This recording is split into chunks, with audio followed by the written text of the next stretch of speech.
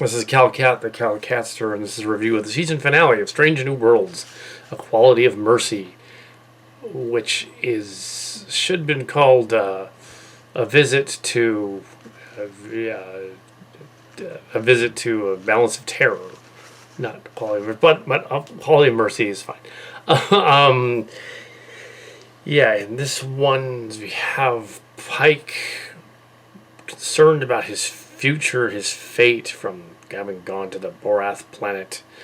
And yes, it's silly that Kronos is Kronos. It's not supposed to be time travel, but it's the Abrams verse. If the Klingons actually had time travel on Borath, why wouldn't they have used it?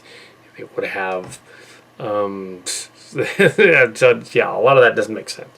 They're just decoding it with time and Kronos because it sounds like the word Kronos. It's not, but it's not supposed to be. But yeah. In this episode, we have they've gone to the Romulan border, and it's only Stardate 5-7 something. The last episode they were at Earth, and now they're at the Romulan border. So this episode must be several weeks later. Yeah, so yeah, it's a little different. Yeah, and this outpost commander, his son is the future ensign that gets killed on the space mission. That this Pike is crippled and burned in the space mission in the other timeline. And so if it is another timeline, then it's another timeline. Well, we have an answer for that because we have an ensign for that. Ha ha ha. The captain leaves the meeting of the mortar to go to his quarters, which is visited by himself from from the future, from the 2270s, dressed in a sort of a modified version of the Wrath of Khan uniform, and yeah, so what you wouldn't have, you'd have that by the 2280s, but that's okay. So the Wrath of Khan uniform. Who tells him that you have to go back and fix the past because there's going to be this big war. He doesn't give me specifics. You got to stop it. So, but how would he know how to do that? Why wouldn't the other ones? So he has to accept his fate. So it's sort of like It's a Wonderful Life, and it's a little bit of, which is a Christmas Carol, basically. So the same kind of idea, this guy is changing his fate, his destiny. If he does this or that thing, does it change his destiny? He'll go. Hence the title. So the title does make sense, but what they do with it is they go 7 years in the future to an alternate timeline where Kirk is still captain of the Farragut, and they're on the border of the Romulans, and the Balance of Terror happens. The Romulan ship. I think they were thinking of Errand of Mercy as the title, but no, that was a different episode. That was a different story. This is Balance of Terror. So they visit a classic Star Trek episode via the retold version of this thing. You hear a Scotty voice in the back end, Mad Wolf from Evergreen, Scotty, and we get to see so we get to see a Cillian. A couple of other people in the cast. There's a guy, last name is Wesley, playing Kirk. Kind of doing a better Kirk than Chris Pine did in the prequels. But they do reference the Kelvin ship and the brother and all that in Iowa at one point near the end. And that suggests that this is not the Prime Timeline. It's actually a version of the Kelvin timeline. And the outfit from the Wrath of Khan is different. It has slightly different markings on the sides, lapels going down, a shiny surface going on either side of the arms. So it is a different outfit from the G11. And all of the previews that showed the older guy in the Admiral outfit, some of the previews showed that from the long trailer. That turned out not to be Archer. It was just Ensign Mount's Pike in the future. It was future Pike. It wasn't Archer at all. They could have looked closer and would have seen that. So yeah, they didn't do that. Yeah, we're gonna. Archer's gonna come. No, he's not. That wouldn't make sense. He'd be well over 200 years old, or 150 years old. I don't think that would happen. And it did in Next Generation because people lived longer, but not in this case. Yeah, so we have basically Let's a new Trek goes to visit Balance of Terror. It escalates into a fleet attack thing where they pull a Cillian type bluff with a bunch of mining ships. And Kirk goes out to get the mining ships and come back because the Farragut's trashed by the Romulan bird of prey. The Romulan Praetor lady shows up at the end. It's sort of a riff of the Romulan Praetor lady scene from Star Trek Picard season 1, except they did it better because they realized, okay, we have to have a fleet fighting the Romulan bird of prey, which the Praetor blows up. Now in the Kal Kat version of the ending of Picard, which is a little bit of a spinoff, that's what we did, but they didn't want to do that. In the Kal Kat version of that story, there was not a cut and paste fleet with Riker. It was a fleet, and Sela shows up as the Praetor, and she's the one that chases off the Romulan general at the end of Picard. That's what happened in our version. It's in the Cillian version too. So that would have made more sense. It's like, oh yeah, Riker didn't scare her off for 3 seconds. She did. And the reason Riker left is because he followed them. He didn't know what was going on with Picard. So he followed them. And we don't know what happened after that. So originally Sela was going to show up as a Praetor, and she was going to go, okay, General Lady, we're going to kick your ass. And also Worf shows up in my version as well. It says, we're going to kick your ass too. And then they all leave to go chase after her. Because they didn't originally write a fleet story at the end. They rejected the Kal Kat one, so they didn't want to do it. They just wanted to do their own thing, and they kind of didn't have an ending. That's why Picard season 1 ended weird.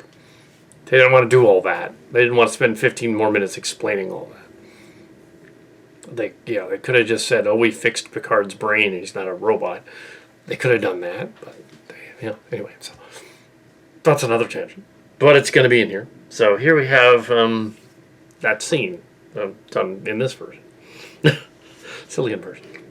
Of course, in Strange Worlds, the Cillian starship locations, we couldn't actually animate a space fleet fighting the Enterprise. We don't have the technology to film that. We don't have CG technology at all. We old go motion stuff with models, and get footage from other battles and put them in there. We can't make battle footage. Our storybooks, you're just gonna have to use your imagination. You can read the stories or watch the episodes. You have to use your imagination because there's no way we could do it like a Star Trek episode. Still, it was kind of dark in places. The Farragut Bridge is seen briefly, and it's apparently a redress of the bridge from the other episodes. There was other episodes where they had this other bridge they were using. It looks like a redress of the Aurora Bridge from one of the fan films, the Axanar/Aurora Bridge. It could be, which would be interesting. So maybe they made peace with the Axanar people. It's a different bridge.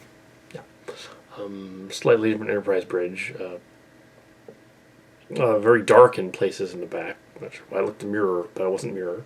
So there's but the lighting was similar to the reuptake stuff with the classic Trek, and because they saw that instead of the other.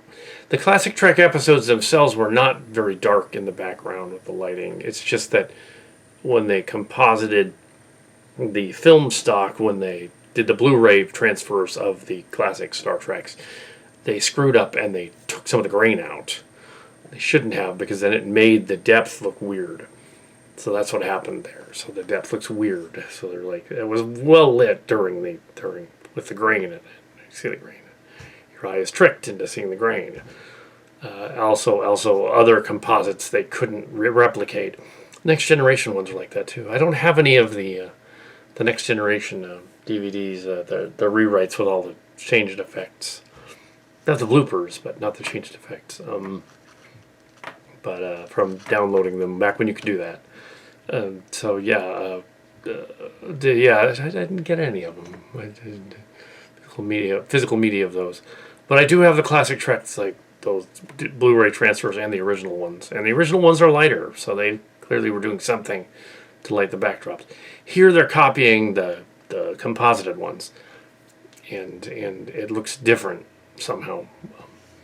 They're trying for 1080p when that footage was 480. So I can blow that up. It looks weird. Yeah. The footage was 480. 4x3 screen stuff. TV quality. Much of TNG was shot on 35mm film, which is what Next Generation, which was shot on video. No, DS9 was shot on video, so was Voyager. So they can't update it HD. They can just update pieces of it. Unfortunately, we wanted to do the DS9 one for you guys, but we didn't. All that technology disappeared when Windows 10 was updated. Couldn't do it for you. They stopped making that technology. So we're not doing that. Nor would we have been licensed to do that. Come on. No, we wouldn't have. We do parodies. We fan films. This was definitely a Kal Kat episode. Little Mark's cards in there, thrown in and out. It was similar to the previous one with the Xenomorph Gorn. That was the Mark's cards one. But I don't know why they did that. Overall this season has been, well, he resolves the things, and he might retire and give Kirk the ship because he's looking at it, he's thinking about it. He didn't end up changing his fate. He ended up staying where he was, which means Future Guy would then disappear. Future Ensign Mount. There's a Scotty voice in the background. Matthew Wolf. There's other people in the background.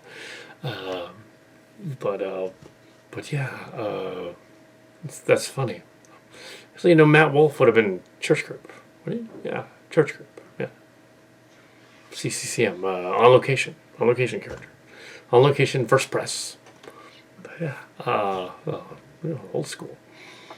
So there's other, maybe it's a different guy. Could be a different guy. Let's say it's a different guy.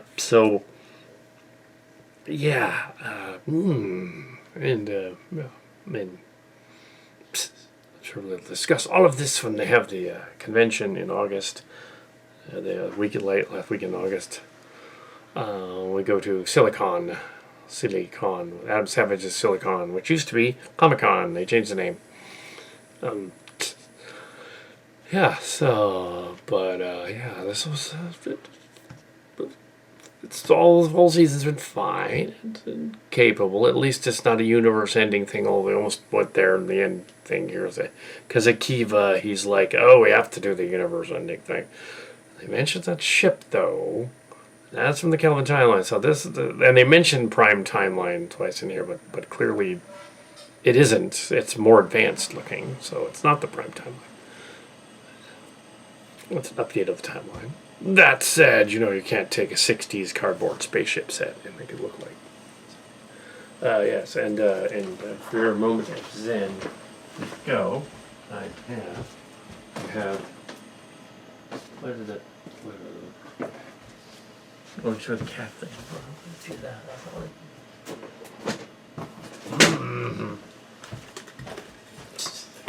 And the bridge. Let's see, Enterprise. From the tour, actually. The classic Enterprise. Anyway, so yeah. So yeah, I'll show that for a few seconds. That's not gonna make any sense. Yeah, so not entirely a silly an episode, all the elements of it. It has the same ending as the Sexist. It has the there's an Elysian augment. Yeah, they call her an Elysian. She's not technically an Elysian, is she? Oops. I think they made an error there. The Elysians are the other guys. She's an augment. I don't know. Yeah, I thought the Elysians were the aliens with the kid that they hooked up to the computer. Yeah, that's what those guys were. In Cillian space, though, they're just Cillians. Version of Cillians. And they're so yeah, in our version, this is different. There's its connection to Q in that version. Grown children that Q visited to annoy Picard. That's that story. So yeah, and now they're grown up. Now they're adults. Now they're in the 40s and 50s. So they're running around. They still have Q powers. No, but yeah, they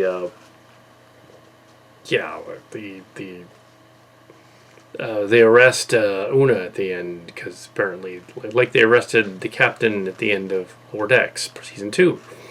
But they arrested Una in this case for they framed the captain in Lower Decks season 2 with the theft of destruction of Pakled planet, and then but in this one it's for being an augment, unregistered augment, Elysian augment. They mentioned that word. Yeah, it's not Elysian. It should be something else.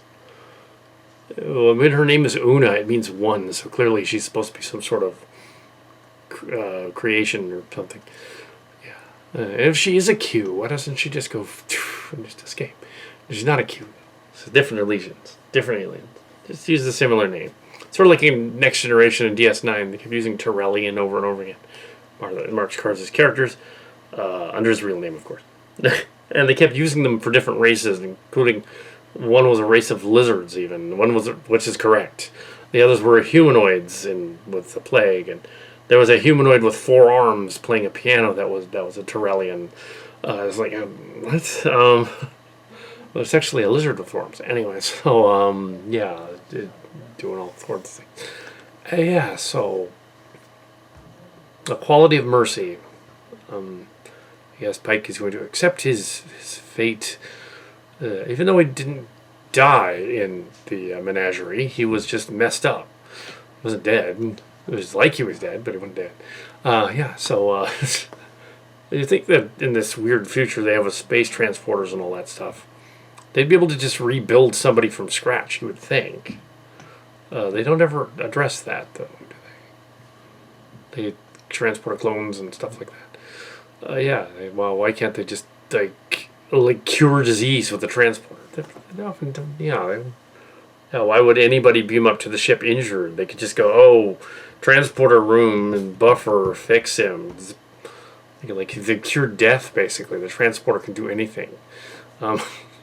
So yeah, that's the problem with the transporter. Didn't include those in my stories usually. It was kind of weird. I just didn't include them. Did Canary space entirely with very little mention of the internet, if not at all. Because they're in space, why would they have an internet? And also what it was before. That's ironically available on the internet. But yeah, anyway, that's my review of Quality of Mercy and the Next Generation finale, rambling about the Sicilians a little bit. But yeah, I didn't really technically have anything to do with it, so now... No, don't go blame me. I didn't have nothing to do with it. But yeah, that Romulan commander guy did look like of one of us, though. So, the Romulan commander dude, he did. He looked like one of us. And he acted like one of us. Yeah, he acted like Roadkill, some more than Roadkill. No, as a Romulan commander, that makes sense. So that was cool. We get to see a Roadkill acting evil. I am the Romulan commander, and then the Praetor is going to blow me up at the end. But I accept my fate.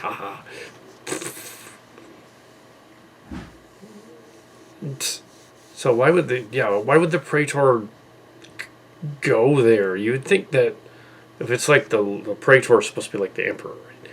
You would think that they wouldn't want to create an incident. You would think that the Romulans after a century would be like, okay, we're going to cause a diplomatic problem, the Federation and stuff, because of this one secret ship that got out. No, the first rule of combat when you send out a spy ship to do mean things on the border is to declare that it was a rogue. And go like, oh, that guy wasn't an exception of our people. He was acting on his own. Yeah, wink. He just had issues. Wink. And then it's like, okay, yeah, they were acting on their own. Yeah, that's it. And then not say anything and just make it disappear later. The ship, because that's what the evil assassin bad guys would do if they were in charge of an empire of planets.